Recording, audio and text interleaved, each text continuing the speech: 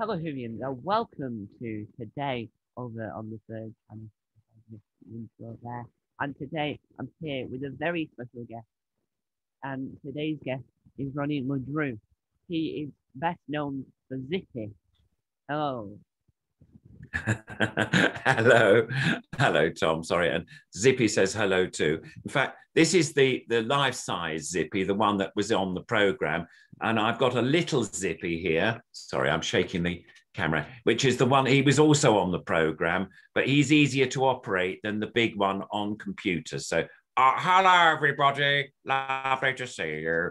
Hello, Tom. There he is. And I always used to say that people used to say to Zippy, has he got any legs? And Zippy says, I choose not to show them. But in this case, he's showing them. There's his leg. Oh, there's my beautiful legs, yes. Oh, he's disappeared. Oh. There you go. So to begin, I'll start with the greatest question of all time. How did you get into puppetry? Ah, right. Well, I started at a little puppet theatre called the Little Angel Theatre, and that's in Islington in North London. And I was 15, actually. And the days when I went to school, you could leave school at 15, believe it or not. And I decided to do that. But in fact, before I left school, I did go to a guild of puppetry, and it was called the British Puppet and Model Theatre Guild. And that was not far from where I lived, as it turned out. It was a surprise to me when I discovered it. And I was about 13 or 14 when I went there. And it was in a church hall, and a whole group of puppeteers used to meet there. And one or two of them used to do a show, you know, on a Tuesday evening. It was something like 7 till 9 or something. And my parents said, okay, you're allowed to go and visit, you know, see them. And while I was there, there was going to be a meeting of the World Organization of Puppeteers called UNIMAR. And a lot of foreign puppeteers came over to visit England and to see various puppet organizations. And one of the puppeteers there was a lady called Edith Murray, and she was an Australian puppeteer. And she said she was going to the Little Angel Theatre, which is, you know, a puppet theatre, and perhaps you'd like to come with me. Well, I was terribly excited. So I went along with her, and I saw a production of The Little Mermaid, which is a Hans Andersen story. And it was performed with marionette string puppets, beautifully carved by John Wright, the founder director of the theatre. And he had a team of about 5 people. And anyway, I sat in the auditorium, and the curtain went up and we watched the show. And I thought this was the most marvelous show that I'd ever seen in puppet theatre. Beautiful lighting, beautiful music, beautifully made marionettes, and they looked wonderful. They moved around, you know, the stage exquisitely. The thing was that it started off, I'm going to tell you the very first picture. There was the mermaid was leaning her head against the figurehead rock. It had fallen down from a shipwreck or something, and there was this, and it looked like a sort of print character. Anyway, she was leaning her head, and there was a gauze in front of that, and the gauze went up, and then she swam away from the rock and swam round the figurehead rock. And then suddenly there was a storm, and the storm, lots of bits of ship came. And then lastly, after all this music and lightning and effects and stuff, came down a prince, and he just sort of was just floating underneath the water. And the mermaid swam over to the prince and said, men don't live underwater. And she took the prince up to the surface of the sea and then onto an island. And that I thought was the most beautiful. I mean, that was the first picture of the show, and it was like, oh my goodness, how wonderful. And it was the most perfect show for marionettes, you know, to have sort of fish, you know, swimming around and mermaids that could swim. And, you know, anyway, it worked beautifully. So after that show, I went up to the Little Angel Theatre's director, John Wright, and said, I don't know whether it's possible, but do you ever have apprentices at your theatre? And he said, well, yes, we do. I've got one already. I've had an apprentice, the first apprentice. If we decide to take you on, you would be the second one. So I thought, oh, fantastic. So anyway, I went home to my mum and dad after the show and said, look, Dad, Mum, you know, I said I was going to stay on at school and take an exam or two. And they said, oh, my father was a teacher, by the way. And he said, oh, yes, very good, you know. Anyway, and I went, well, no, I've decided that the Little Angel Theatre take on apprentices, and I'd like to be the next one. So my father and mother went off into the kitchen to have a little chat about this. And I was standing there nervous as anything, thinking, oh, no, my future, will I be able to join this theatre or not? Anyway, they came back. My mother had a twinkle in her eye.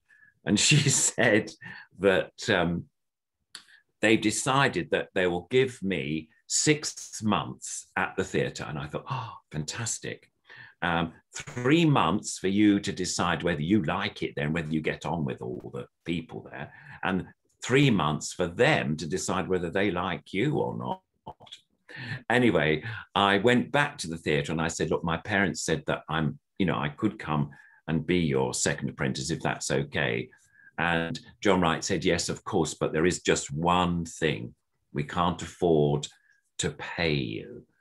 And oh dear, I thought, well, we're not a rich family. Anyway, I went back to the parents yet again and I said, everything's fine. They decided to take me on. It's wonderful. And my father immediately said, so how much are they going to pay you, for your wage? And they won't be paying me. They'll be sort of teaching me for services rendered to the theatre. That will be my sort of payment. And my father sort of looked a bit shocked. And again, off into the kitchen they went. And anyway, they came back and they said, okay, we'll somehow manage without, for 6 months. But after that, you're going to have to ask for some money or something like that. Anyway, to make a long story short, I joined the Little Angel. And I've written a book. So I've got some pictures and I'm going to shove them up. Now, that's the 15-year-old Ronnie LeDrew at the bottom there. That's John Wright standing, his wife, Lindy, and Christopher Leith. He became artistic director a few years after John Wright died. And then there was Joyce Wren. She was a wonderful voice artist and also puppeteer. And that's Mary Kenny, who's now Mary Edwards, who's married to a wonderful Punch and Judy man, working. Actually, that was one of my first jobs. Now, you're probably thinking, now, whatever is he doing? He's got a pipe in his mouth. Well, it's a rubber tube. And basically, I saw, it was actually the show that I saw, The Little Mermaid. And basically, that tube was fitted to a hole on the stage. And on top of the stage was a cauldron. And it was a sea witch's cauldron. And I had to light a cigarette and smoke or puff the smoke from the cigarette down that tube into the cauldron. It had a red light in the cauldron. Brilliant. So that was one of my first jobs. If you look over there, that's the prince who floated down from the ship, the shipwreck. And that's me holding him there up on the bridge. The bridge is the bridge, literally, as the name applies, is a bridge across the stage where we stand to operate the marionettes. And now here, this picture there is the whole company again, and that's the proscenium arch of the theatre. It's like what we call a letterbox opening. And there's John Wright and Lindy and Mary and Chris and Joyce and myself just standing in front of a whole lot of puppets there. I think there's another, there you are. That's a picture of John Wright. Oops, sorry, it's a little bit, there you are. John Wright and myself and Lindy. And this is a different production there. Lindy's holding Rapunzel. She's lost her hair there. She hasn't got the lovely big plait that Rapunzel would have. And I think John is holding the sea witch there, and I can't, yes, it is. And then somewhere on the other side, I think, oh, there you are. There's the 15-year-old Ronnie, when or 15 and a half I was when I started at the theatre. So that's my early beginnings. And I actually spent 8 months at the Little Angel. and it was fantastic, actually. I learned about string puppetry. I learned glove puppets. I learned shadow, rod puppets, all the sort of different combinations of puppets you can use. And we did shows every weekend. We did shows in school holidays. So when the school holidays were on, children would come to the theatre. Not just children and their parents, obviously. And sometimes we had school visits of parties of school children came with a teacher or two, and they saw a show as well. So it was quite a busy time. And when the shows weren't on, I was busy in the workshop, not making puppets, because funny enough, I'm not a maker of puppets. But I was helping while John Wright was carving these wonderful puppets, and Christopher Leith did the same, and Lindy designed most wonderful designs. I would get a piece of sandpaper and sand all the joints of the puppets if they were wooden ones. And I was quite good at sanding joints, making them nice and smooth. So there you are. That's the beginnings of my puppetry career. I also carried on being a member of the British Puppet and Model Theatre Guild. And in fact, now, coming right up to date, I'm now president of that organisation. So, you know, as the years go by, you sort of move up in grades. And it is really wonderful to be president of actually, it's the oldest organisation in the world, puppetry organisation in the world, started in 1925, even before I was born. And anyway, so yes, that's really nice. But I as well as working at the Little Angel Theatre, I also visited another puppetry organisation called the Educational Puppetry Association. Now that sounds terribly grand. In fact, it wasn't terribly grand at all. It was a basement in Holborn in London. And in that basement, it was just a small room, really. And there was lots of glove puppets and a wonderful couple, Mr. and Mrs. A.R. Philpott, Violet and Panto. Panto Puck was the stage name of A.R. Philpott, and he was a wonderful mentor of mine for glove puppetry shows. And Violet, his wife, was also a brilliant glove puppetainer. And one of the puppets that I use is, here he is, this is the dodo bird. And hello, I'm the dodo bird. Oh, hello, Tom. Very nice to meet you. You see, and I'm very, very old. I'm over 100 years old. Zippy is not as old as that. No, no, no. He's a bit younger than me. But of course, I'm still alive and very, very happy and very, very mobile still. I don't need any walking sticks or anything like that. No. Anyway, I'm going to go now and have a nice cup of tea. Anyway, that was the dodo. And believe it or not, I had a few characters and I did my own puppet show, basically with the glove puppets. And I had a stage which Panto and Violet helped me build. And I did one-man glove puppet shows. And I started, when I had time off from the theatre, to go into schools. And the reason I could do that was Violet and Panto had been doing shows in schools with their glove puppet shows for quite a long time. And they'd got some sort of friends who were headmistresses or headmasters, and I was able to go into the school and do a performance for them. I mean, I was learning, so there was all sorts of things went wrong with my performance. For instance, you know, I might drop a prop over the front of the stage or something terrible, or you know, a puppet's head might come off or something like that. You know, disaster, or you know, anything like that. But anyway, it was a learning curve for me. I was learning how to do these shows properly, and also learning how to really work an audience, and what a puppeteer has to do when you're working a live show.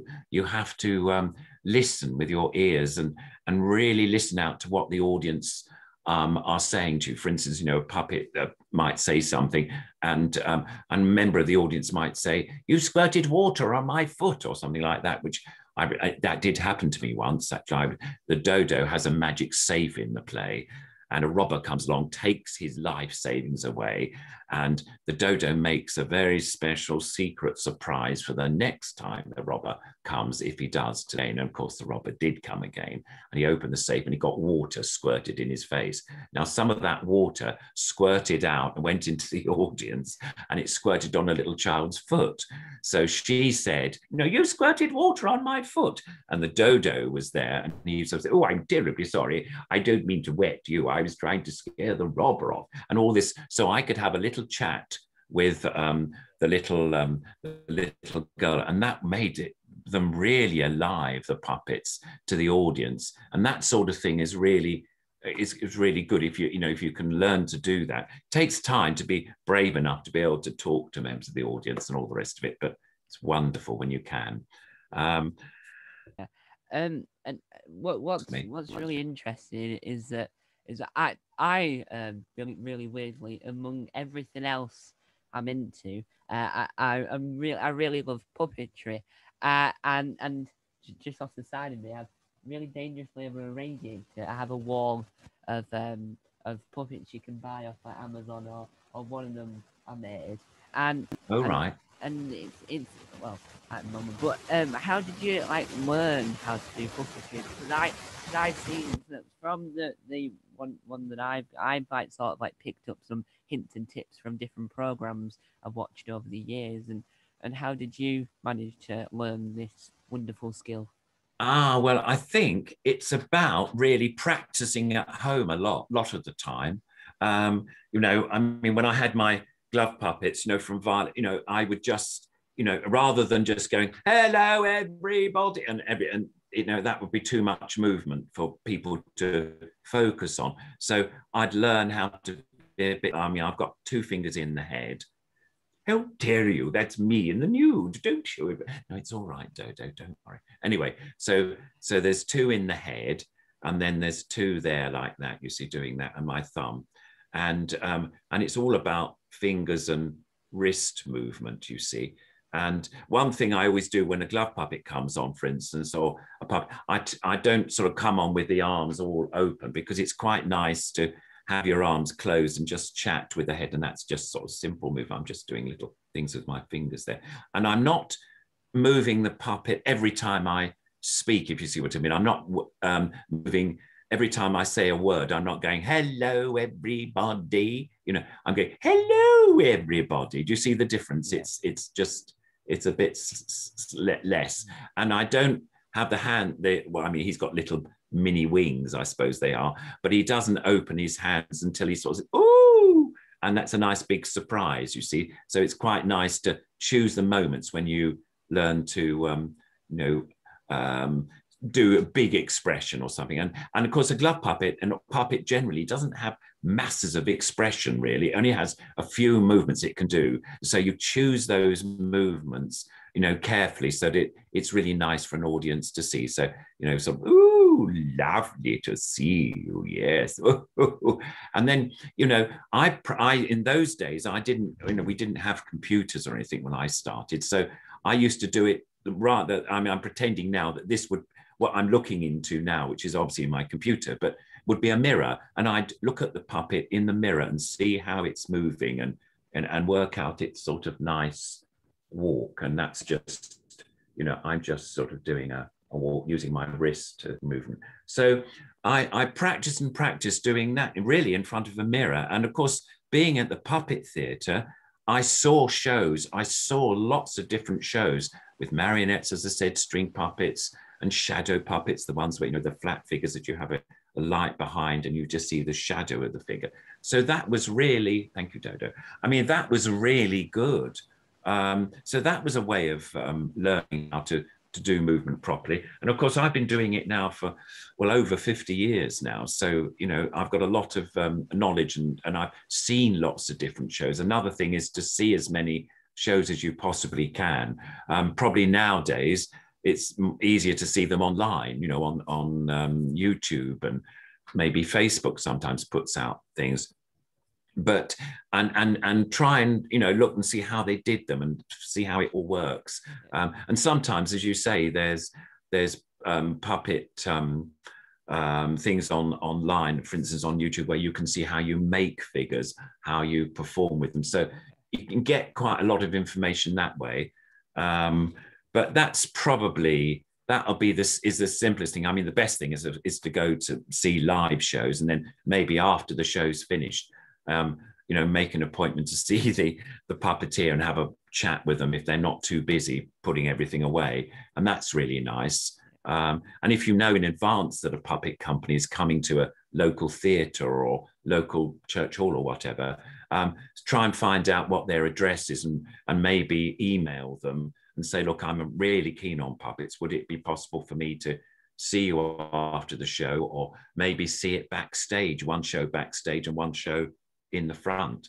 And that's really exciting to see. Then you can see how, the puppet show's put together and it works. So those things are the things. I mean, there are schools now of puppetry, but of course that's not a free thing. You have to pay, a sum of money to join them. But the Curious School of Puppetry, which is a school that it's usually in the beginnings of the year. It's usually about, I think, the end of January, that sort of time, for about 10 weeks.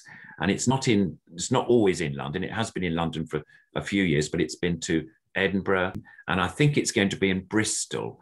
But if you go onto a website called puppeteersuk.com, I think that's the full time, they usually have lists of the different schools of puppetry, and there's a few of them now, courses that you can take.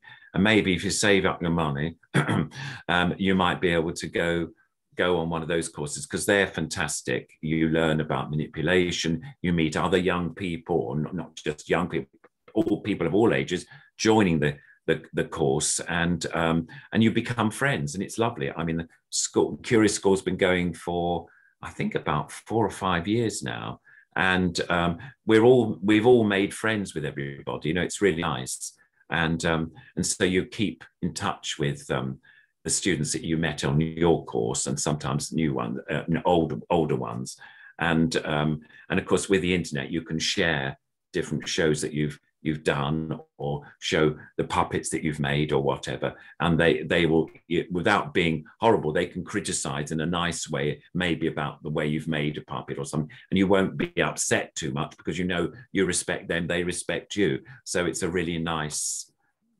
thing. But that's the sort of stuff one can get, can do.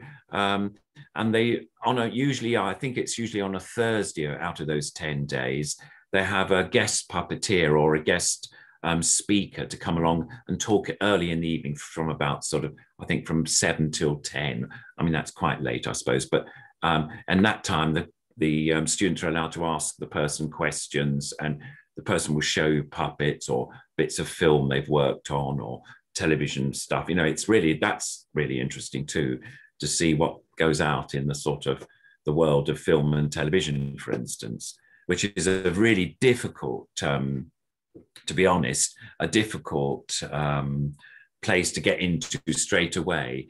I didn't get into television till I'd done 10 years of puppetry, working with various puppet companies. The Little Angel was the first one, a wonderful company called Clifford Heap's Miniature Theatre. I did a tour with them.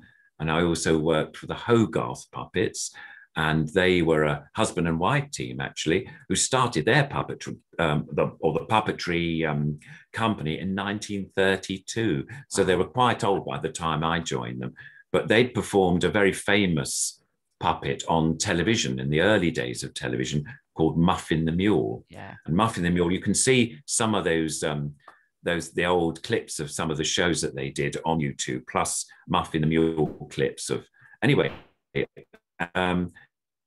he was the first puppet that was, I suppose what one could say, was the first television puppet icon, if you like. People it started in 1946, even before I was born again. And it was the old BBC, the black and white tellies. And there wasn't that many tellies around in those days, but people had, after the war, they'd spent some of their money on this new system called television. It had started previous to that. It had started in 1936, before the war, but not many people in those days had even thought about telly. But after the war, it became a bit more, the people were more interested. And there's a wonderful building in North London called Alexandra Palace. And that's where they had their first studios. And Muffin started there. And basically, Muffin the Mule was a mule, Marionette, and he had lots of little friends, Oswald the Ostrich. They had Peregrine the Penguin, who was very sort of fussy and everything. And they were marionettes that were performed on top of a grand piano. The grand piano was flat, and there was a lady called Annette Mills playing the piano and singing the songs. This is for young people, by the way, first young children's show really on television in this country anyway, that was really, really popular. And between Annette Mills singing the songs and talking to the puppets, it became, as I say, really very, very popular. And I was very lucky. I worked in about, I think it was 1965 or 64, the very first time. And I'm looking at my book again for pictures, because in my book, it's a bit of a history of how I started my puppet career. And I'll just show you, just for people who are interested. That's the Hogarth puppets. I know it's a bit funny because it's back to front, but there's me holding a dragon puppet. There's a wonderful puppeteer called Richard Bradshaw sitting on the ground there. He was the other assistant in the show. And there's Jan Bussell, who was the chief puppeteer of the Hogarth puppets, and his wife, Anne Hogarth. I mean, they actually performed the show together. And the man next door, next to Anne in the white shirt and holding a bag, he's a man called John Blundell. Now, you might not have heard of him, but you've probably heard of some of the shows that he was involved in. He worked for Jerry Anderson, and there were sort of famous puppet films that they did for television, starting off with Twizzle, but then ending up with things like Thunderbirds and Stingray and Four Feather Falls and Fireball XL5, all these wonderful films that I certainly watched when I was a kid on television, and you can still see quite a lot of them. And John was a designer and maker of puppets, and he worked for Jerry Anderson, and I met him when I was still that young, so it was really fantastic. Now, looking over here, it was a caravan show that I worked with them, and that was the caravan, specially made, as a puppet theatre. So it was converting a letterbox opening for the marionettes. Now, at the very top, we've got this sort of flat roof that's sticking up, and we used to do glove puppets and rod puppets from the top there, and there were speakers so you could hear, the children or the families could hear the speech quite well and stuff like that. So it was really quite nice. Well, that's me standing outside that's the caravan all packed up, and we used to do three shows a day, and that's Muffin the Mule. That's me with Muffin all those years ago. Sorry, it's a bit blurry. There you go. He's sitting on my knee. Then that's backstage of the caravan, quite small, but we did lots of different shows, and he was beautifully his. And every now and again, I actually still work Muffin. In fact, I'm going up in August and going up to Alexandra Palace, where television started all those years ago in 1936. And there's a Facebook group called Kaleidoscope. And this group is having a meeting of their members or whatever. And they've got permission, excuse me, to go into Alexandra Palace, the BBC side of it, because the palace has got all sorts of other things going on. But the BBC owned this one side of it, where they had this wonderful television mast at the top, which is still there. I don't think they're transmitting anything from it now, but they're the two studios. In fact, they're just two rooms now. It's because it was so many years ago. They're trying to convert it, in fact, to a television museum, the history of television, which would be fantastic when that's open. But I mean, that will, take time. But this group of people are going, and they're going to be shown round the various rooms and stuff. And they want Muffin the Mule to be there because he started his adventures there. So, and I'm going to be borrowing the puppet from the granddaughter, because sadly Jan and Anne are no longer with us. And so, but the granddaughter has Muffin puppet, and there's also a grandson who's got puppets as well from the Hogarth collection. So it's quite nice. But anyway, I'm hopefully in August I'll be rejoined with Muffin again, which would be very nice. Yeah. But I suppose I could tell you that I've got this book that your people might like to see. It's available. I'm doing a real big plug for it. It's a bit naughty, isn't it? But as you can see, if you can't read it, it actually says Zippy and Me, And there's Zippy there. Whoops, knocked his head. And there's me, of course. And Zippy's got his hand across my mouth because Zippy, as people have seen on Rainbow and the program that I worked on, is very, very naughty. And well, not naughty, he's a bit of a know-all and a chatterbox, and he knows everything, as I said. And anyway, so he's got his hand over my mouth because it's all about him. Well, of course it's not, it's about my life story as a puppeteer. Anyway, it's available on Amazon and eBay, and I think Waterstones have an online section of their bookstore, and you can buy it there.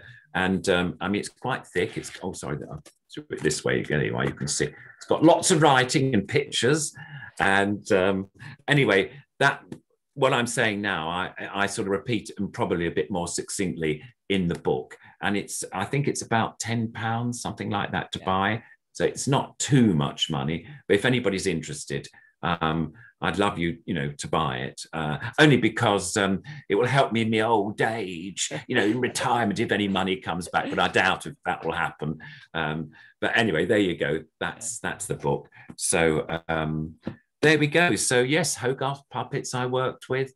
I went to Birmingham, to the Midlands Arts Centre. This is all in this 10 years before I started the television work. I worked in Birmingham Midlands Arts Centre for a year.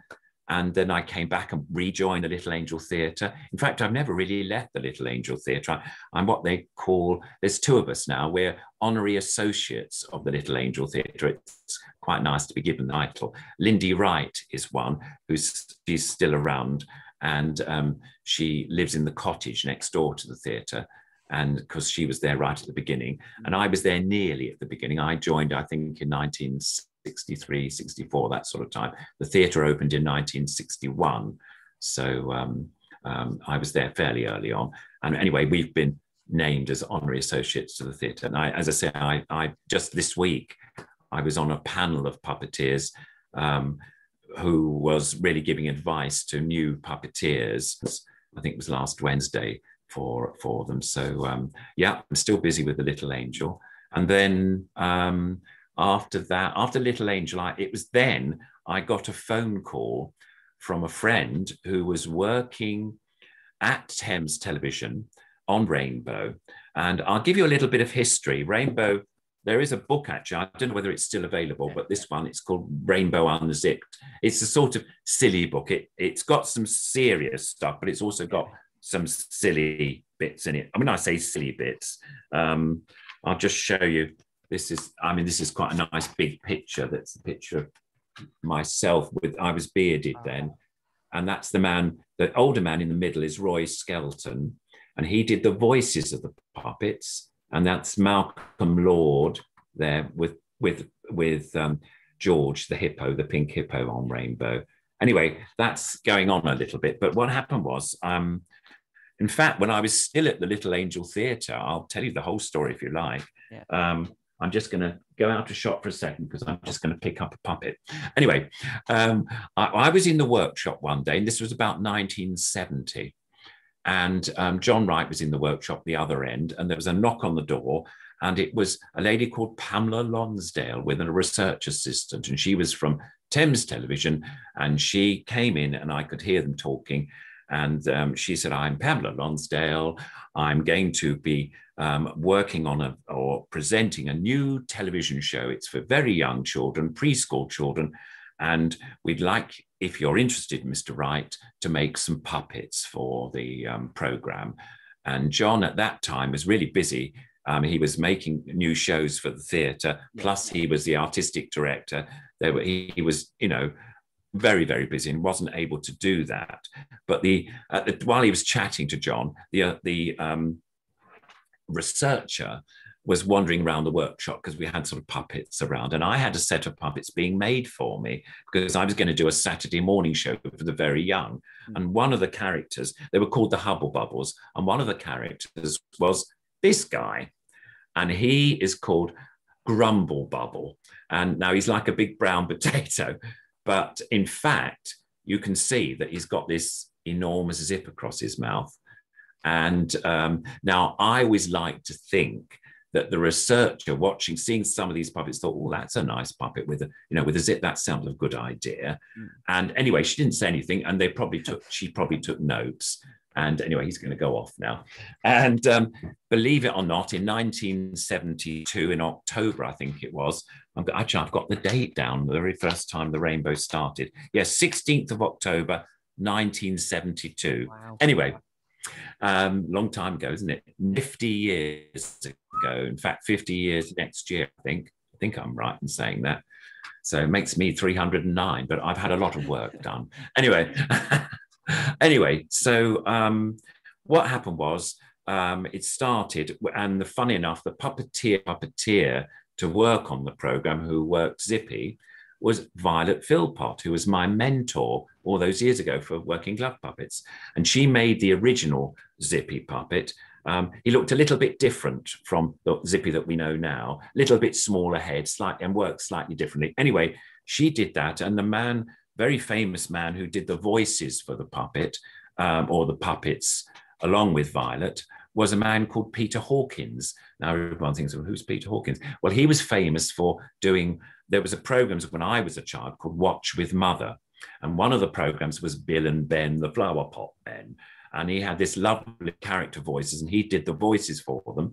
And they were sort of, blah, blah, blah, blah, ooh, we eat, blah, blah, blah, blah. And they were all sort of funny language he did, and it was hilarious. I mean, when you're a kid, it was very funny. And then he also did the voice of Captain Pugwash. I don't know whether you saw that. That was a flat puppet thing, but that was great fun. And he did all the voices, all the different voices in this. He was like a pirate, and there was all the other shipmates and everything. But he was also famous for doing the Dalek voices as well on Doctor Who. So, exterminate. And he had a sort of microphone thing that could distort his voice a bit. Anyway, he did the original voice of Zippy, because I suppose Pamela Lonsdale, the producer, thought we must get somebody really good with voices to voice this male character. Hence, Violet didn't do the voice of Zippy, because, being a lady, she wouldn't have the same sort of voice. Anyway, Peter Hawkins did this voice, and his Zippy voice was slightly, a bit like this. It was sort of, oh, hello, I'm Zippy. So it was a little bit slow and a little bit more pronounced. But Violet worked on the show for about 2 series, but sadly, she hurt her back, and she, doing the sheep just was a bit too uncomfortable for her. And so they had to get another puppeteer in, and they got a puppeteer who I knew very well, who'd worked at the Little Angel Theatre with me, a man called John Thurtle, and he did it for a while. I think he also, there was another puppeteer, fun enough, Christopher Leith, who I mentioned before, he was at the Little Angel Theatre for a while. He did a few, programs as well. But I think John Thurtle did most of the operating of Zippy. And when John started the program, they also changed the presenter. The original presenter went away, had another job. And also the Bungle Bear, because on Rainbow, we've got the 2 puppets, well, they are now, Bungle, presenter. And so Bungle Bear was an actor called John Leeson. And again, he's quite famous because he did K9 on Doctor Who. It was the sort of robot dog. He did the voice of K9. Anyway, he did the original Bungle. Now, the original Bungle looked slightly scary. It didn't look like the Bungle Bear that we know and love now. I'm just going to try and see if I can find a picture. That was the original Bungle Bear. You see, he's a little bit, not scary, but a bit starey eyes. Yeah. And so Bungle then ended up looking like, let's get, well, actually, I can show you on here, because that's the cover, the inside cover of it. There's Bungle there. You see, it looks a bit different now. It's a bit, and there's, of course, there's Zippy there as well. So anyway, so when when John Thurtle joined, we had 2 new things. We had Roy Skelton was the voice, took over from Peter Hawkins of the voice of Zippy, but also voiced a new puppet, George. And this is, I'm just going to show you the back of the book now. There's George there. And that's when they were doing a disco. And I don't know why George just got a nurse's costume on, but still, there you go, a nurse's hat on, but there you go. But the two of them, Roy did both voices, and John did the one Zippy puppet, and another friend of mine who worked with me again, funny enough, at the Little Angel Theatre, Valerie Heberden, and she was George. That was the George puppeteer. So lovely Valerie. And there's Roy in what we call Roy's hole in the corner of the studio. He'd be there, earphones on and the microphone there, and that was that's where he would do the voices, and we would listen to the voices and lip sync to the what they said. Anyway, John did it for I think I started in 73, so he did it for about a year. But why he left was him and his partner. His partner was a guy called Ian, or is a guy called Ian Allen, and he wrote a puppet series called Button Moon. Yeah. And so, yeah, I'm sure you obviously know that one. And so John made the puppets, and Ian wrote the scripts. And so he was really busy making a whole set of puppets for that series. So he phoned me up and said, Ronnie, would you be interested in taking over working Zippy? And of course I said, oh, yes, absolutely. I thought, oh, television, this will be nice. And so I did, and I went up along, and I was interviewed by the producer, met Jeffrey, met Stanley Bates, who was Bungle Bear by then. And of course, I knew Valerie, which was lovely. And I had lunch with them, saw the program being made a couple of times on the day that I was there. I spent a sort of day there. And then by the time I left, they'd said, lovely, you can take over from John. And we have a 6-week contract. And, there you go. Well, I was delighted. And what was really nice about it, I had time at the weekends to do shows at the Little Angel Theatre. So I wasn't letting John write down too much, although I wasn't there during most of the week. But the way that Rainbow was made, we rehearsed we did 3 programs a week, and we rehearsed on Friday. And that basically was that we went over to the Yacht Club, which sounds terribly grand. It was not terribly grand building. But anyway, we were in the Yacht Club in the main hall there. And we'd sit around some tables and we'd read through all the 3 shows. And that's what we did. And then producer would time them to make sure they were the correct time. And then they would go, that with the researcher, not researcher, I think she was the PA to the producer. They would go, and the director of the program would stay with the cast, and we would block each program. And that meant really, the puppets were appearing at the window, or they'll be at the table, or they'll be there, and we would sort of write it on our scripts where we're going to be for each particular scene. And then the weekend one was supposed to learn the scripts. Well, as I didn't have to say anything, I just read the scripts quite a lot and tried to remember when Zippy started talking or whatever. And anyway, I did, so it wasn't too bad. And then on Monday, we go in Monday mornings to rehearse with the director at the Yacht Club, and the same again on Tuesday, sometimes Tuesday afternoons, but whatever.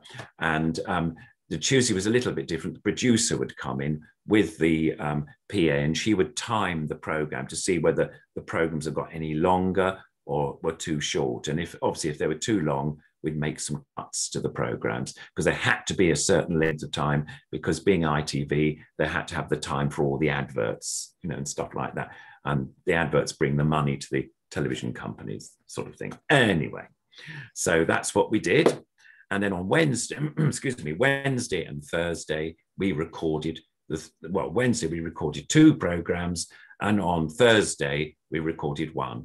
So I had some time during the week to visit the Little Angel. So if there was any rehearsals that we had to do, I could fit them in the time that I wasn't at the studio. So it worked out really very well. And I think John Wright wasn't too upset. He was a little bit, sorry, I keep shaking my computer and it keeps wobbling. What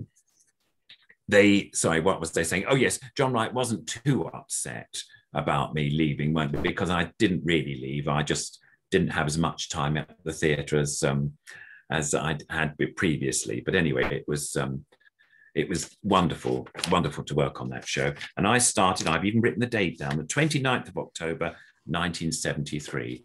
So I think I was doing it for 20 years or something. So it's a long time, but wonderful time. And we had really lovely, lovely time doing those programs. And what was really nice was that when the programs finished, I mean, when they came to the end, this was 1992, was the first set of the Thames television programs stopped. We had a small break, and then I was asked to come and do Zippy on another Rainbow series called Rainbow Days. And then we changed the Rainbow Days to back to Rainbow again. We got a different presenter in. So I carried on to about 1996 or something doing Rainbow. So it was really good. And when that finished, we went around to student unions, which in universities, and did sort of shows for there were sort of late night shows. And it was basically Zippy and George's Disco. And I think you can sort of see there that Zippy's got his earphones on and he's got a Rainbow record there. Yeah. And I don't remember Bungle ever wearing a ballet dress for the student union gigs. Yeah. But I think there might be I shouldn't really spend all this time looking up these pictures, but there was a picture anyway somewhere of the disco things, and we did that for about 3 years on and off. So Rainbow's been a big slice of my life. Yeah. But there we go. Another question from you, because I've been doing all the talking, haven't I? Well, it's Basil Brush, who's another popular small brush. He also I think it was 20 something. He did like the late night ones for the grown ups, which I think is important in this thing to show that the people still care about the older audience that grew up with these characters as they grow up. But going forward for a bit now. Now, one of the most incredible things I think that's recently come out is the Warhorse. Oh yes. Now, my mum's really curious. Would you be able to explain how Warhorse is performed? Yes. Basically, it was a company from South Africa who made these amazing horses. Now they're almost life size, and I don't think they're quite life size, but they're very, very nearly. And the only way that you can actually work them is that you have to have a puppeteer, I beg your pardon, inside the horse. So there's one inside the horse doing the tail and the back legs, one inside in the front of the horse doing the front legs. And then there's another puppeteer outside doing the head and the ears of the horse. And the three puppeteers have to work absolutely together so that the horse looks amazingly like. And then of course you've got an actor or actors working, acting with the horse, because the horse in a way, as I say, is the star of the show. Yeah. It's a wonderful show. If it does, I do advise everyone to see it because it's a tremendous show. I think I'm not sure whether it's still true, but it made the most money for the National Theatre in Great Britain. Wow. Because so many people wanted to see that show. It was so popular.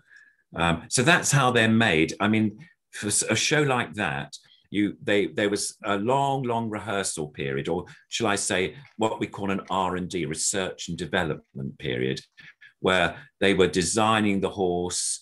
They were designing what sort of movements they could make and how the horse would fit onto the puppeteers, because it fits over them. They're underneath it, and it's quite heavy. To work that, and you have to be quite strong to do it. They had several sets of puppeteers. You couldn't use the same puppeteers doing, working the Warhorse character every performance. They had to change, and another set came in. I think they had about 3 sets of puppeteers so that they wouldn't be too exhausted or they wouldn't strain their muscles too much, because it really is quite tiring. But because it was the National Theatre, there was money for extra rehearsals. They had a physio person helping them if they sort of, pulled a muscle or did anything. And while the Warhorse show was on, the South African puppeteers were amending the way the puppet was made, so that by the time the last few shows, the Warhorse puppet, was absolutely okay, and it wasn't sort of breaking its but they read the movement of the horse, and so it was wonderful, really. There's a lovely goose too that's in it. I always remember the goose in it, and that was life-size goose. Yeah. And one puppeteer, and the legs were like on a wheel. Wow. And the legs went round, and as you wheeled it around, it had wing moves as well, which was lovely. And so it was, as I say, the production is really worth seeing, and it certainly was a turning point, I think, in British puppetry, in a sense that the theatre goers really discovered that puppets are really something really exciting, and so it's brought up the profile of British puppetry, to a much higher standard, which is great. Although we always try to do that with stuff that we've done. I think The Little Angel in the past did a production for this. I mean, I suppose Warhorse was for family shows. I think it was 1969. That's around 68, 69, which is near the Royal Festival Hall in London, South Bank. And there was 1,100 people sitting in the Queen Elizabeth Hall, so it's really big. And we did a production of Igor Stravinsky's The Soldier's Tale, and he was this Russian composer. And it's quite a dark story, but only for adults. And we used very large figures, sometimes 3 people working one puppet. And that caused quite a stir in the world of theatre. I mean, when the Little Angel Theatre first opened, there was only one critic that used to come along from the national papers. He was a guy called Furneaux Hall, and he was the ballet critic of the Daily Telegraph, and he used to write criticism, which was quite good, because then people would get their daily newspaper. If they got the Telegraph, they said, "Oh, Little Angel Theatre, oh, I've got a family, maybe I can take my kids there." So it was quite good publicity if we got a nice write-up in the paper. But when we did The Soldier's Tale, all the national papers went, because it was a sort of big show.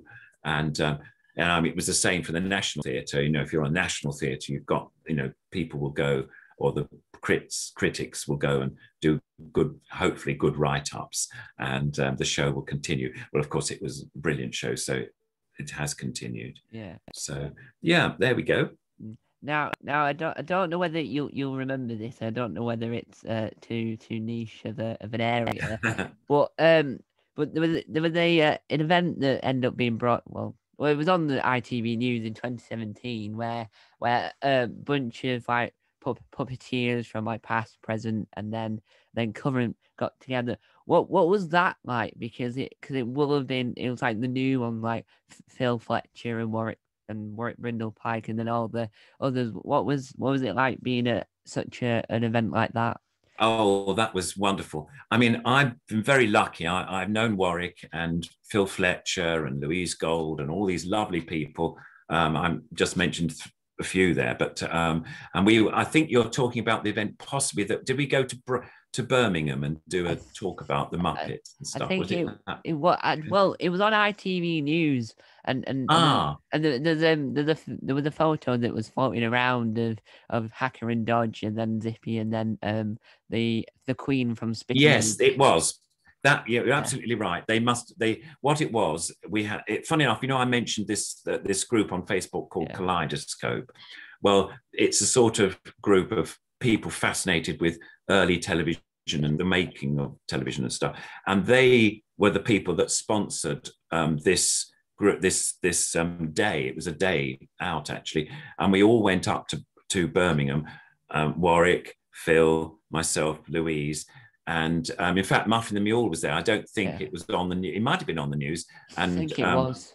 Yeah, and I worked the puppet for Will, the grandson, and we also did a chat about all the various Muppet shows that we'd worked on, and we sort of told them how they work and all the rest of it. Yeah. And in fact, this little guy was there as well, Sooty. and his friend Sweet, come on, Sweet, you better come on quickly.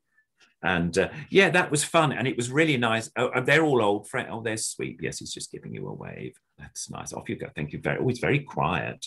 Gosh, normally he's very loud. Perhaps he'll come on later. But yeah, that was a really nice event. We were interviewed by, as you say, by the ITV News. So we did that, and we were all together, I think. Yeah. And it was a bit uncomfortable for us because we were all sort of kneeling and putting puppets up and hoping. Yeah, and they're all different sizes, like the Queen from Spitting Image, that Louise had. Was quite, yeah, and their Zippy's quite big, as you can see, and then there was Hacker and Dodge, sort of. Anyway, but yeah, I because I've been in the business a long time, and I know them all, and so it was a bit like friends meeting up, and we'd say, oh, how are you doing? What are you up to? And blah, blah, blah. We were just chatting, and then we'd do our bits talking about the various puppets that we worked on. So yeah, no, that was great fun. That was really nice. And seeing them all together, sort of what it was like, really nice. But it made me think that there a lot of like characters are now, because of the reboot thing, they're all coming back, and then they're all on telly and this. And I think there should be like a modern sitcom where you see all the puppets from different eras all coming together, and they all end up living this massive apartment flats. And I think it would be interesting to see all these characters come back to life. It would be great. Yeah, I agree. It'd be lovely. The difficulty now, I think, with television and stuff is it's all, I hate to say, it's all about the money. And a lot of the independent companies now don't have as much money as they used to have in the days when we started, like in the 70s, 80s, 90s sort of thing. And now they're scraping for every penny. And also that, I hate to say, a lot of them are doing programs as cheaply as possible because they don't have so much money. And they'll do a lot of the stuff that doesn't really need many, anything too technical to do. So there'd be a lot of chat type programs, or rather than, a sort of where a program where a set has to be made, and a set for a puppet, a group of puppets all in the same show would have to be very specially made so that the puppeteers could hide, and be comfortable doing the puppets. And then the say a string puppet, they'd have to have a sort of bridge so the string puppet could be worked properly. So it would cost quite a lot of money, sadly, to do a program like that. But I mean, yes, I think the public would probably love it.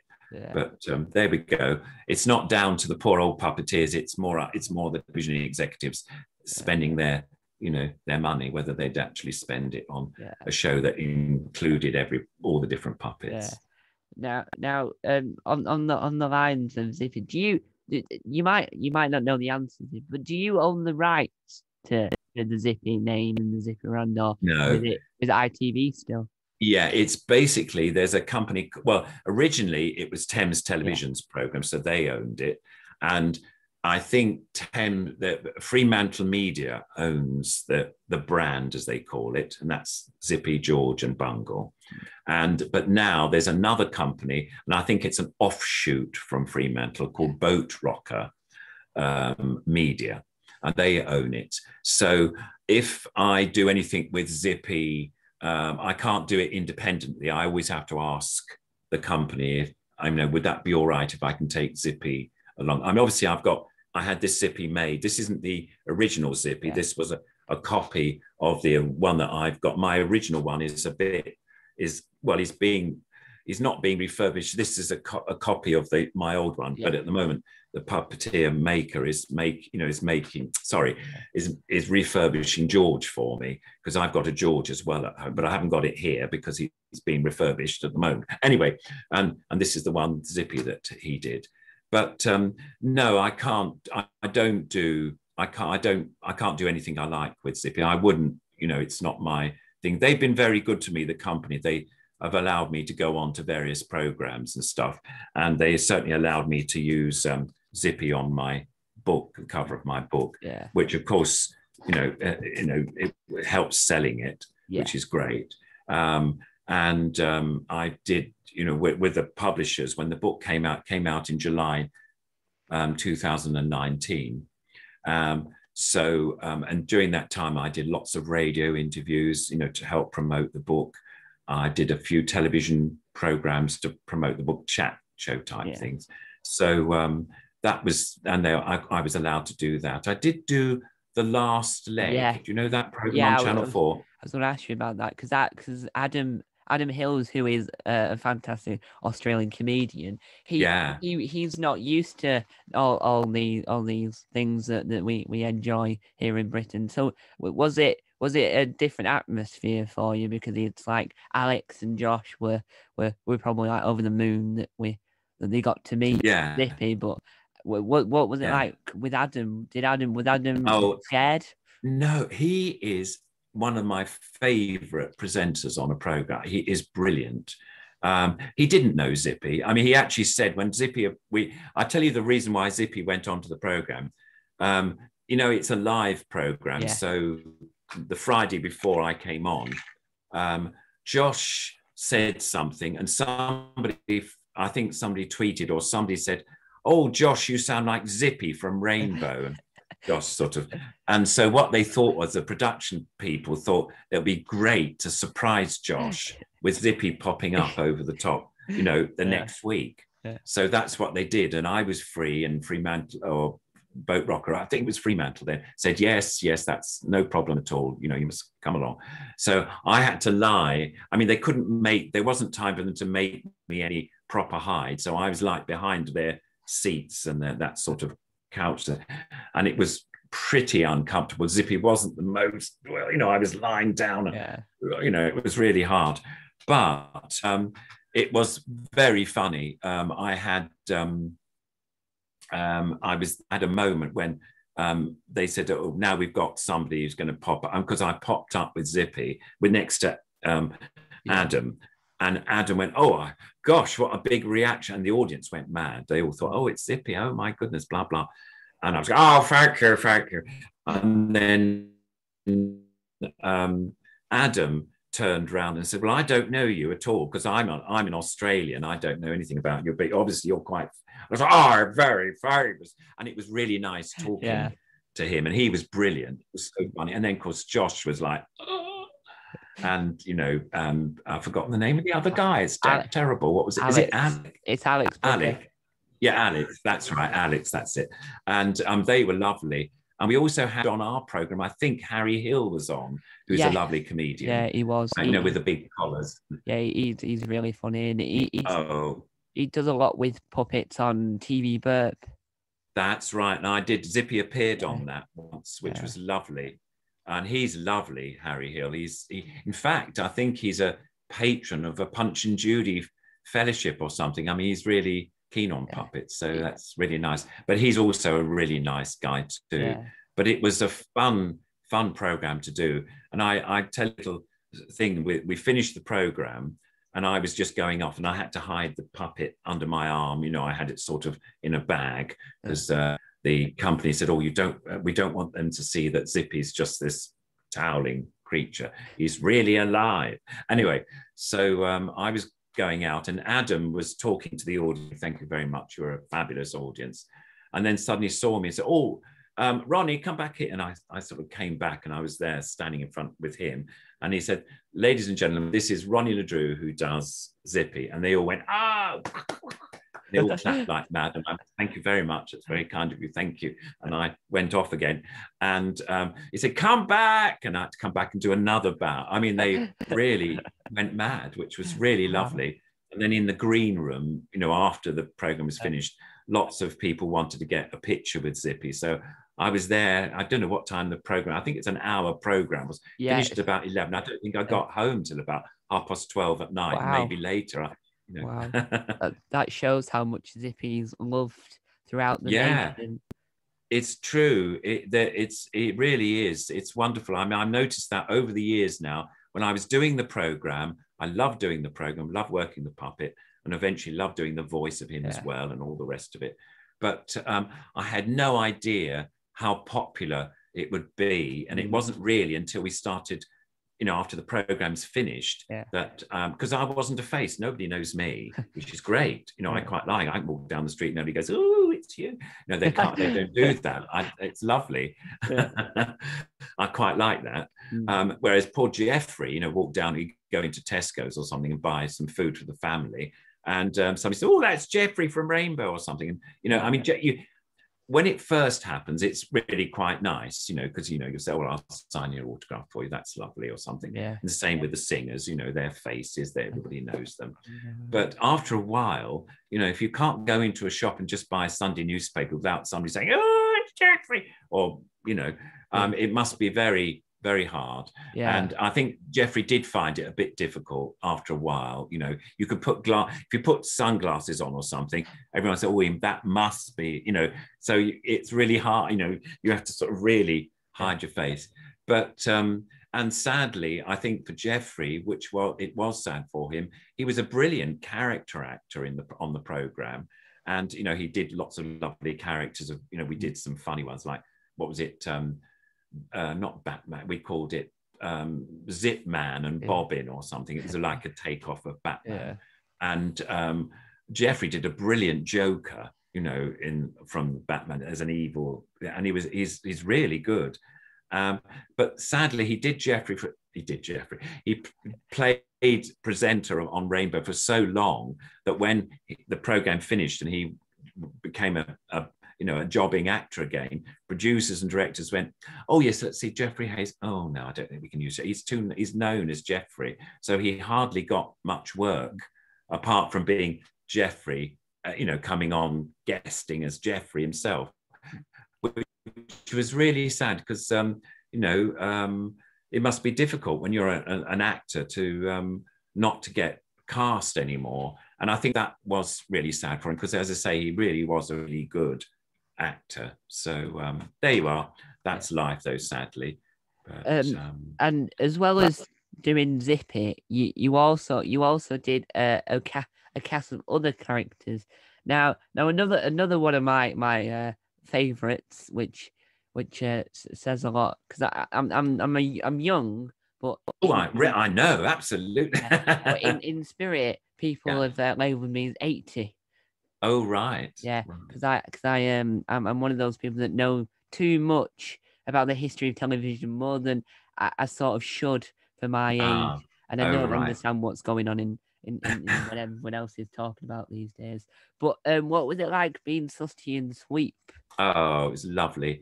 I mean, that was basically what happened there was that when I was doing Rainbow, I think I did about 2 series, and I can't remember when Jane and Rod turned up as the new singers. The other singers, Charlie Dore and I've forgotten the other 2 guys' names, Julian and Carl.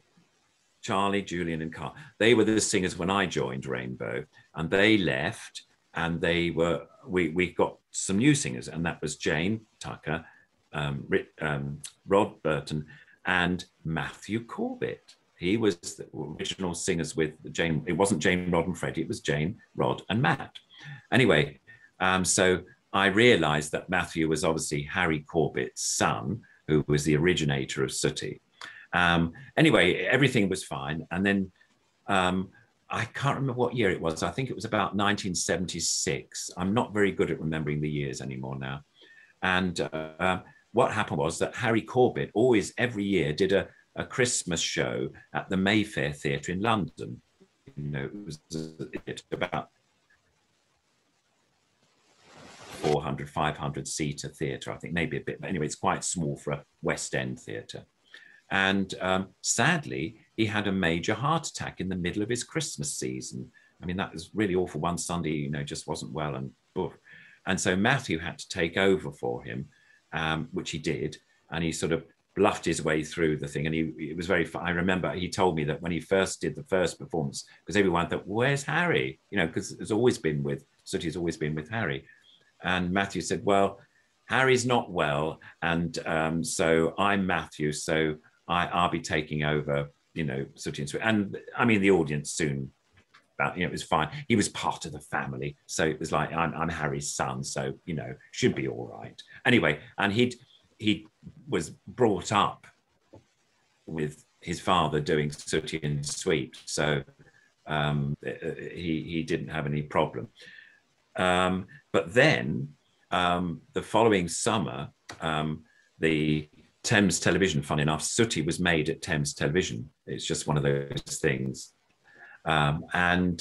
So he was asked, Matthew was asked if he would present the program now, because Harry, they were slightly worried that, Harry had been so ill, although he was a lot better, he was out, he was able to work, but they were a bit worried. I think it might have been insurance problems. If somebody's had a major heart attack, if they died in the middle of the making of the program, God forbid, it would be awful, and it would, it cost the television company a lot of money, insurance-wise. So they felt it was better if Matthew, that might not have been the reason, but I think that possibly it was. And so Matthew took over, and he actually took over eventually the whole Sooty Limited organization. And so what was lovely was, because I got to know Matthew anyway as one of the singers, because we were all sort of on Rainbow, he said, look, Ronnie, would you be interested in coming on and doing being sweep on Sooty, during the summer, because we have a break. And, I said, oh, that'd be fantastic. I'd love to. So sure enough, I started working, and I did about 4 series, I think. And I'll just show you some pictures of the Sooty and Sweep bit, if I can find them. Bear with me when I'm looking. And I loved it. I had such fun doing that. Partly because I was actually working, don't know where it is. Where are we? Sorry, I'm looking for them. No, it must go the other way. There's quite a few pictures in this book, so bear with me. Oh, here we are. Right, here we go. Now, if I go down there. Now, I did, that's Matthew Corbett wearing a yellow sort of tracksuit thing. And then there's me at the bottom now. I've got my legs sort of squashed under a rock. But if I go a little bit, it's a bit blurry, but top of the rock there. Now, if you look further up, there's a camera, the cameraman, and it's Sooty and Sweep rock climb. I had to hide, pushing my body under the rock there, but the puppets there. And they've got little crash helmets on. It's quite sweet. And there's Daphne Shadwell, the lady she's got scripts there on the side there, and she's making sure that everything is done. And we had most wonderful weather. We filmed in Dorset, and that's me. It was so sunny. I've forgotten I've got sunglasses on. Actually, it sounds like I'm a bit starry there, but there they are. There's Sooty, Sweep, and Sue, and that was in Matthew's van, I think, or Matthew's Land Rover or something we had. I've got another picture, I think, of Sooty and Sweep. It's on the same page. Sorry. Now that's Matthew. There you are. There's Matthew there. Now he's being very still. Harry Corbett is holding Sooty with a wand, and I don't know where you can see my pained expression there, but that's me holding Sue. We're under just terribly still, and then they start the camera rolling again, and it's like, oh, Matthew's disappeared, and that's how they do those sort of shots. And so that was that. And I had a wonderful time. I absolutely adored Harry Corbett and his wife Marjorie, and we worked, in fact, in where they lived in a village in Dorset called Child Oakford, and there was a studio. They had a studio set up there in his, he had quite a big garden, back garden, really quite large, and there was enough space for garage and also this studio. And this studio was quite small, but it was great for the puppets. The various shows, Sooty and Sweep swimming in a pond, no, not a pond, a swimming pool, and that was quite fun. In fact, there's a clip of it on YouTube. I know somebody found it on the Sooty and Sweep page the other day, and I suddenly saw there was Harry standing there in his swimming trunks and Matthew, trying to teach, I think, Sweep to swim or something silly. And he was on a diving board, and we just had the legs, on the diving board. And then, you have this half, the camera follows the puppet, and then he dives into the water. And then I'm in the pool with the puppets out of shot, but with a sort of, I think they had a rubber ring on or something. I can't remember. And they were swimming, sort of in the water, which was quite fun. but I loved all the sooty times. I think because at that time or before that time, I hadn't done any location shooting. Basically, I was always stuck in the studio doing Rainbow. Although, I mean, to be fair, I did do a few programs where Zippy, for instance, he had this dream. He was thinking, what should he do? What should he do when he grows up? And he wanted to be a train driver. So we went to a wonderful, and this is the time, and I was the only one who was taken out because I was just doing Zippy and didn't need Roy to do the voice. So we went to Hythe and Dymchurch Railway, and I think it's 2/3 size railway trains, and I think it's still running today. And these trains, it's little steam trains, so they were Zippy. How I hid out of the way, but shoveling in coal into the sort of thing, and he had a cap on, a railway cap on, and he was waving outside the window, waving, you know. And the camera was, fun enough, one of the camera shots was that there's two lines. There's, you know, a train and a train can go that way, and they sort of, one came back. So we had two trains going together so that he could be filmed in the, I think it's quite clever. And then we had kids in the back waving with flags and in the carriages behind. So that was a lovely event. And then we did Rainbow Went Camping. I know it's a camp program, but it wasn't that. It was camping with tents, a tent. And we did that in the field somewhere. I can't remember where it was. I've also been with Zippy and George. Jeffrey was driving, I think it was a Morris car, and we were driving, and I think the camera was on a tripod on another car in front, slightly higher, looking at them, and Jeffrey was driving, and we had pretend seat belts on and everything, and Zippy and George and Bungle was in. How we all got in that car together, my goodness. But anyway, we did. And they were sitting, I think Bungle was sitting in the front with Jeffrey, and the two puppets were in the back. I think that's how we did it. Anyway, and we were sort of crouched below trying to do the puppets. But so we have done some outside, but we're getting back to Sooty and Sweep. It was just absolutely lovely. Yeah. But I'll show you a little bit of Sooty and Sweep here, because these are the ones, I mean, going on ahead, I don't know what I've done with it now. Where is it? I've got so many things here. Here we are. Sooty, can you come on, please? That's it. Right. Wave to everybody. Say hello. That's Tom over there. Yes. Right. Oh, good. Yeah. Pardon? Oh, he waved back. Well, of course he's going to wave back because you're Sooty, you're famous. Good. Right now, do you want... Oh, you've just seen friends out there. That's lovely. Anyway, Sooty, would you like your magic wand? You would. Oh, lovely. Here you are. Right, ready? Izzy, let's get busy. That's it. Yeah, lovely. Right. Oh, what? Oh, don't hit me with a magic wand. Look. Sooty, look at me, please. Could you go and get Sweep for me? You would. Oh, thank you very much indeed. Oh, you're giving everybody a bow. That's lovely. Super. Lovely. Off you go then. What?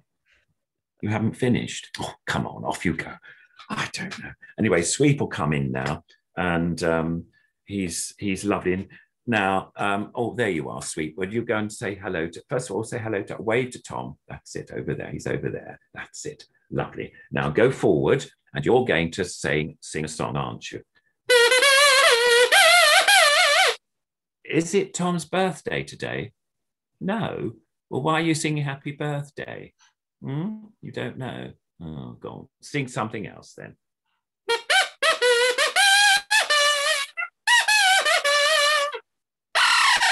Oh, don't scare everybody. Anyway, Sweep, you better say goodbye now. That's it. Bye-bye, yes. Bye-bye, yes, you're saying goodbye now. That's lovely.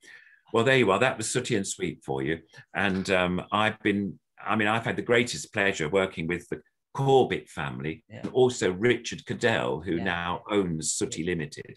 I think it was 2 years ago I did the last series with that has been out on ITV with Sooty, Sweep and Sue, and I was working Sue most of the time actually.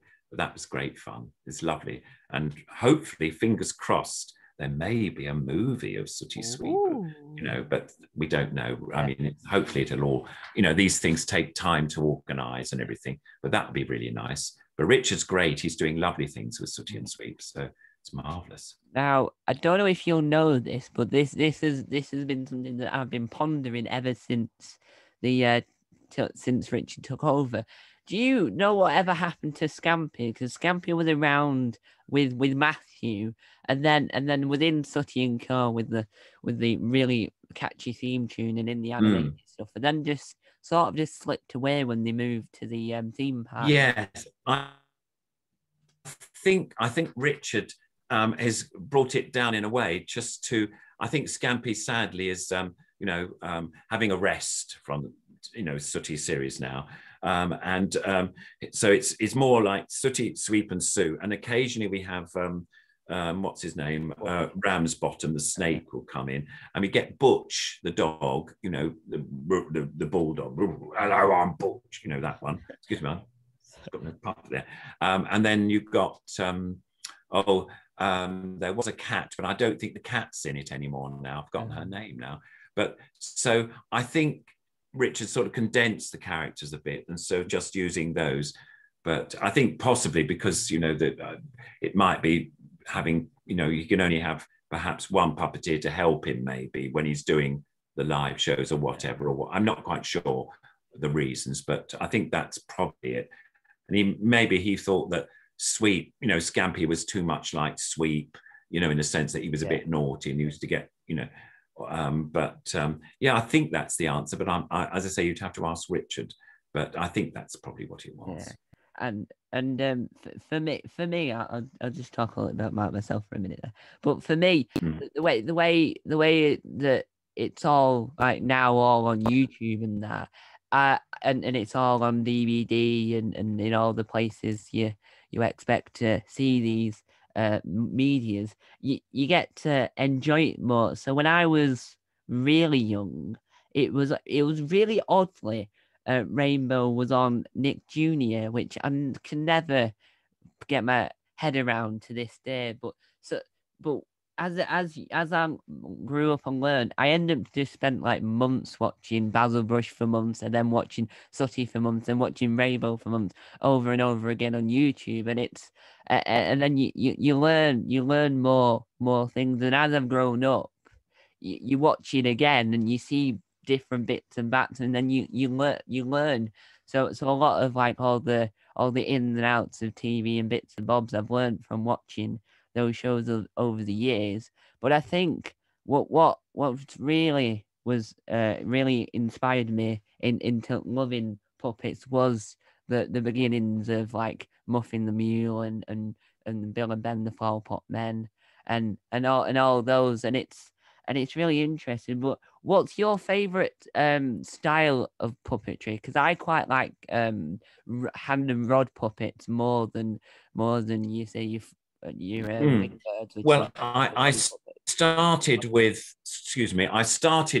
marionettes because the Little Angel Theatre, John Wright, the founder director, he died in 1991, by the way, but he was a brilliant wood carver and he carved all these beautiful marionettes. And so when I saw these marionette shows, I thought, I want to have a work with those. And I was really glad that I had the opportunity to learn how to work string puppets, because they are probably the most tricky to work out of all the different types of puppets there are. And there's so many multitude of different types of puppets nowadays. And I found working a marionette at the beginning was a very good grounding for me to work all the other types of puppets. It gave me a good sense of, with a puppet, you can't waggle it too much or else you just can't see clearly what the movements are. And it was always like more, less is more, as far as movement terms. So it would make a nice gesture and it would stay there and the words would come out if it was a human character. And so it was really useful. But I mean, I like my sort of, I love any type because I was sort of brought up, just having a chance to work nearly all the different types. I mean, here, this is a beaver character, and he's a copy of the puppet that I had made by a friend who I went for an audition for Labyrinth, the Muppet movie. And all those years ago, that's right. And I had a beaver like this to audition, because you had to audition for Jim Henson in those days. And so I had this sort of puppet. I'll bring him in a little bit because there you are, he can be there. And he he just, hi there, I'm just going to clean myself a bit, brush myself up. So he just, and I did all this sort of stuff with the other puppet. And then, he's going to do his back. Ooh. Right. Oh, it's lovely. Yeah. Oh. There. That's big. I'm going now.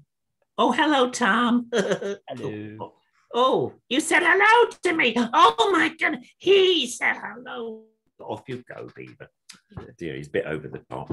But yeah, I mean, I like whatever puppet I just love playing with puppets. Yeah. I mean, that's been my life, So if somebody has a new puppet, I want to have a work of it. Doesn't matter what type it is. Yeah. And I start to think, well, how do you do this? Oh, you put your hand in there. All right. Okay. Oh, that's quite fun. And all this. And so, yeah, I don't really have a favorite. I mean, I'm quite well known for working marionettes because I became quite good at doing that. I'm not blowing my own trumpet, but people have recognized that I can do it. And I've just finished a film, which sadly I'm not allowed to talk about because I've signed what they call an NDA, which means you're not allowed to talk about it on social media and I get if I talk about it. Yeah, it is. It should be maybe next year. Sometime it'll come out because it takes ages to edit these things. Yeah. And that was with a marionette or some marionettes, and that was lovely. And I think I got the job because I was well known for doing marionettes properly. And so that was great for me. It's not quite falling down, but does need some paint in the front.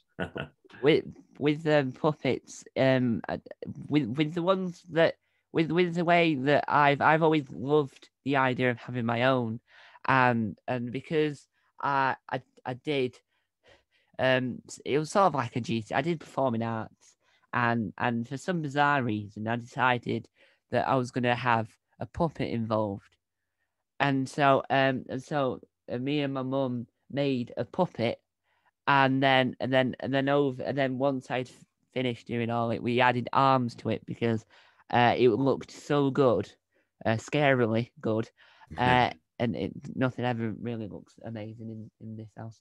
But we added arms to it, and what's quite interesting, because I never used rods before because I was new to it.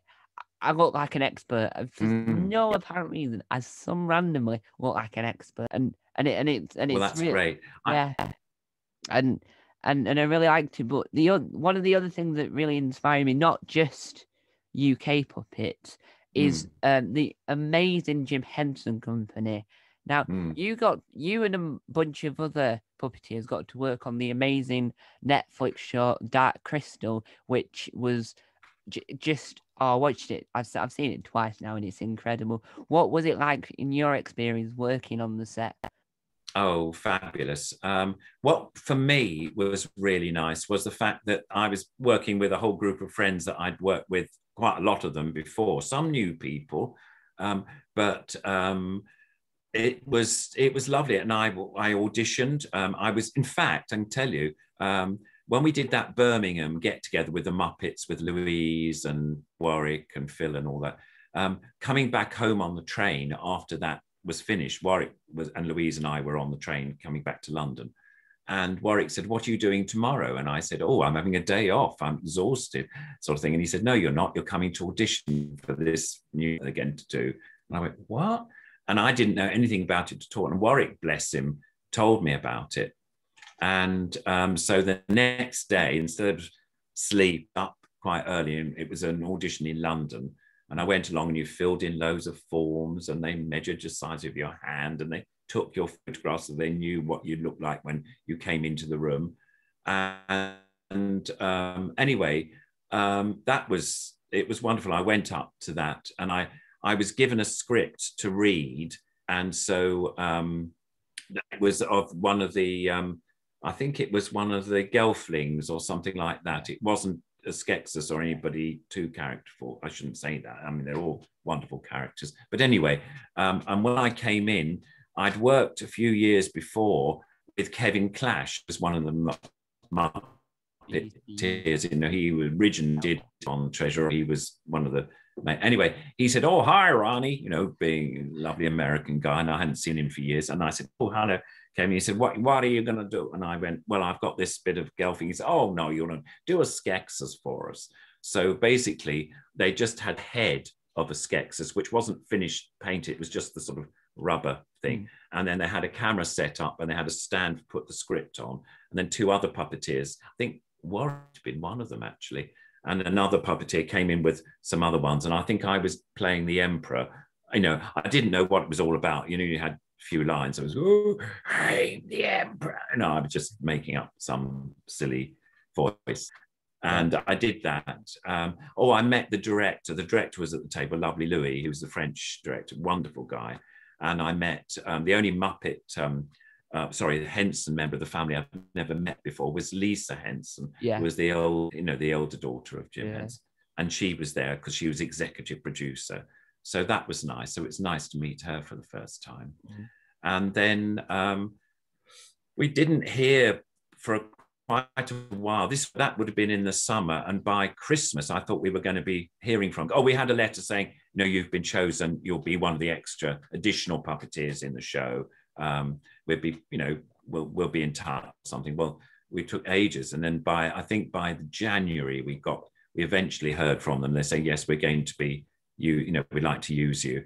And we had a daily, which meant we could come in on particular days they required us, which was a good idea, because if we were there every day, we'd be probably sitting in the green room forever, and they wouldn't get to the scene that required lots of other different puppets.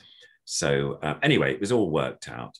And that's how I did it. And I had a lovely time. There was a marionette sequence in Dark Crystal, which I did, which was lovely. I brought my marionette in, and I auditioned with him. It was quite sweet, really. And one of the lovely things is to meeting the Froud family. That's Brian Froud and Wendy Froud and Toby Froud. And Brian Froud was he conceived the original Dark Crystal film with Jim, all those years ago in the early 80s, I think it was. And he then reconceived the Age of Resistance puppets and all the rest of it. But so he was like one of the original creators of all these wonderful puppets. And Toby was the baby in Labyrinth. And now he's 30 something, But anyway, I brought my puppet along. They did a sort of camera test with my puppet, and they said, "Oh, this will be great." And then they transformed it wasn't a Gelfling, what did they call Podling? One of the Podling characters. And they gave him legs and arms and stuff, and they took pictures of the control that I used to string puppet, and they made a bigger version of that, because the head was about this size, so it was quite big. And anyway, I did it's only a few seconds, but there was a party going on with the Podlings, and it's like in a cave, and they're all dancing and playing. And at one point on the side is the marionette dancing, and that was me. And Louis, the director, was really keen and loved that and he was very nice to me, and we got on. Sometimes I'd see him on the train going up to where the studios were, which were in Langley, which is sort of near Pinewood Studios. So is it Buckinghamshire or something like that? Anyway, whatever. So that was very nice. But they were a lovely friendly bunch, and we were invited to a crew showing of one of the episodes. I mean, we couldn't sit through all 10 episodes. We'd be, but of course it's on Netflix. We can see it any time. And if you look at the making of film, you'll see there's a couple of shots of me, which I was quite surprised, working a rod of a puppet, and then the shadow puppet sequence, I was working on that as well. And there's a tiny bit of me in that. But I think my marionette dancing bits on it as well. I haven't seen it for ages, but so that's quite nice. Yeah, I really like. But the Hensons were wonderful to work for. Yeah, I really like the making of documentaries of like most TV. They're really good. And watching the Dark Crystal one, because I rewatched it not so long ago, and one of the puppet shows that I used to watch when I was young was called Me and My Monsters, and that was what's so bizarre about it is that you just don't think about you'll ever see them again. But then I was watching the Dark Crystal documentary, and they're just in this studio doing some work, and all you see behind are are the actual puppets that were used in that, just randomly in the corner of some Jim Henson thing. And I think it's really nice because all the puppeteers all like seemed really nice. And I watched a podcast called Puppeteer, which is Oh right. Oh yes, yeah. And Warwick was on that, and he seemed like he really enjoyed himself. He seemed like the type of person that really enjoyed. And do you like getting to know the new generation, like Phil and Warwick? Oh yeah. I mean, I've been very lucky. I met Warwick right in the early days when I tell you where I met him. I went to the Mayfair in London, the Covent Garden. It's the Punch and Judy Mayfair. But you have about, I don't know, I'm going to say 40 Punch and Judy booths all set up in the grounds of this church, St. Paul's Church, Covent Garden. There's sort of lovely gardens behind the church. And there they are, all these booths. And Warwick and Phil and a few other puppeteers would just come along and just see, because it's a live event, it's free, you see, so you could just turn up at this thing and see. And I met them, and Phil has been a puppeteer all his life, so has Warwick, really. He wanted to be, he first saw a Muppet show when he was about 3 or something, and decided he wanted to be a Muppeteer, you know, be part of the Muppets. And blow me, he's done that. I mean, he's one of the very few British puppeteers who's actually got parts in Sesame Street now. I mean, he goes across to New York and does parts in that. And Louise, I think, was the other, you know, Louise Gold was the other puppeteer that did a bit in Sesame Street too. But no, I met him at the Mayfair, and he had auditioned. I didn't really know him, but he came up to me and said, look, Ronnie, you're sort of in television. Could I show you my contract that I've got for a show on BBC? I don't know whether, you know, was it all right? And I said, well, it's not lots of money, but you told me that you desperately want to be involved, and the best thing is to take it and see what happens, because once you're in a program on television, other programs, you tend to sort of get more jobs. Once you're in, you're there and people know you. Whereas if you just, you're applying from outside every time, people say, oh, I don't know, this person might not be any good, sort of thing. So anyway, he was there, and he did, I think it was Outshow the Cactus, if you remember. Yeah. That was his Series first cat, and that developed into something really big. And then they made another dog, Dodge, to be Hacker's cousin, I think it was, or something like that, or brother or whatever. Is it his brother? His brother, yeah. And so he did Dodge, and now he's still doing Dodge, for the young CBs, and I think Hacker is doing for the slightly older ones now, which works very well. Yeah. But Phil was a brilliant puppet maker, and he had a company called the Glovets before he did any television work, and he did lots of sort of shows all over the place. He used to drive around it, he'd do clubs and all sorts of stuff. What happened was he brought a whole lot of his Muppet characters along, and we did a sort of improvised Muppet thing at the Mayfair. Oh gosh, it's got to be probably 12 years ago, maybe something like that, maybe longer years ago. And we've kept in touch ever since. In fact, I mean, the beaver puppet you saw was one of Phil's. He made it for me. I'll show you why. Wow, that's... Excuse me, going on. And here's another one of Phil's. Hello. Oh, hello, lovely to see. Oh, that's oh, wait a minute, I think your name's Thomas. No, it's not, it's Tom. Tom, oh, hello, Tom. Very nice to see you. Sorry, I've got a big head in this picture. Oh, hello. Oh, I can see millions of people watching me. Very nice. Lovely. I bet you don't know what my eyes are made from, do you? No. No, you don't. No, I didn't think you did, Tom. No, I was asking them and all. Well, they are plastic teaspoons. They took the handles off. See, it's very clever on them. It is excellent, isn't it, really? Anyway, I'm going to go now because I'm a bit big for this screen. Bye-bye, everybody. Bye-bye. Anyway, that was one of the puppets that Phil made. And no, he's brilliant. And he's, lovely guy. In fact, because I was president of the British Puppet and Model Theatre Guild, I was asked if I would interview Warwick and Phil for the AGM, which was 2 weeks ago or something. Wow. And so we did a thing like I'm doing with you, except there was 2 pictures. There was Warwick and Phil on, and me, and I was interviewing them, and that was lovely. Because I mean, we're mates, It was just, we were joking around all the time, and I was trying to be terribly serious because I'm president. I've got to be very, very informed. And they were saying, "Oh, Ronnie, be quiet. What you can't say. I'm president." And we were just having fun, which was very nice. But so it seemed to go down very well. Yeah.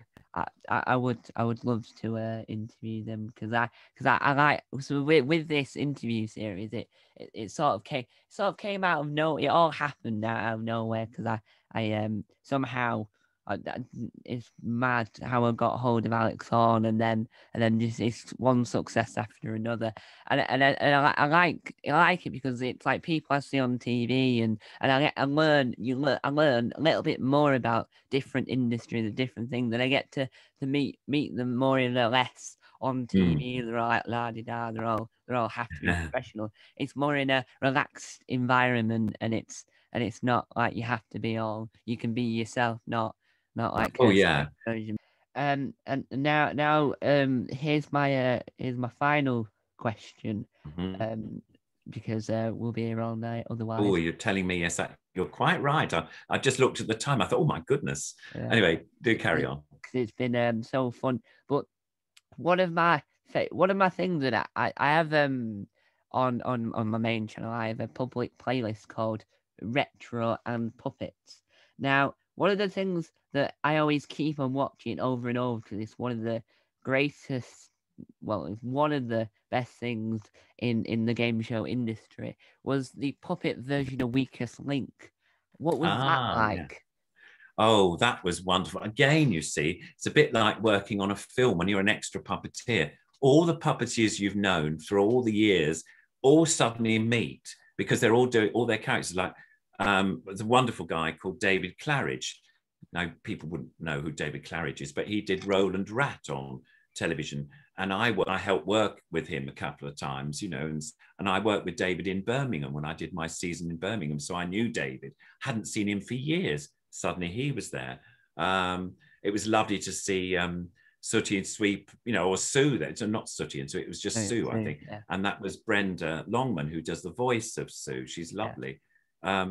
Of course, there was Zippy and George all squashed into that Weakest Link little thing. I mean, it wasn't comfortable. And then there was the 2 not goblins, what are they? Gnomes or what are they? Yeah, that's right. And they were lovely. That was Don Austin and John Steen. No, not, I can't remember his surname. Isn't it terrible? But that was fun. And so in the green room before Anne, what's name, came in and everything, we were all saying, "Oh, what are you up to? Da, da, da, da. Nice to see you all." So there was lots. Simon Buckley, who does the is it a goat? Oh, it's terrible. I mean the sheep. Nobby the sheep. Nobby the sheep. Thank you. So I'm forgetting all the names of the characters. But so we were all in this thing together, and there was, Anne was reading the question, and nobody knew what the questions would be. It was quite interesting. I mean, there was no sort of cheating. What you saw is what's true. So, and in the end, it was a toss-up between, I think, Roland and Sue from Sooty, and Sue won it.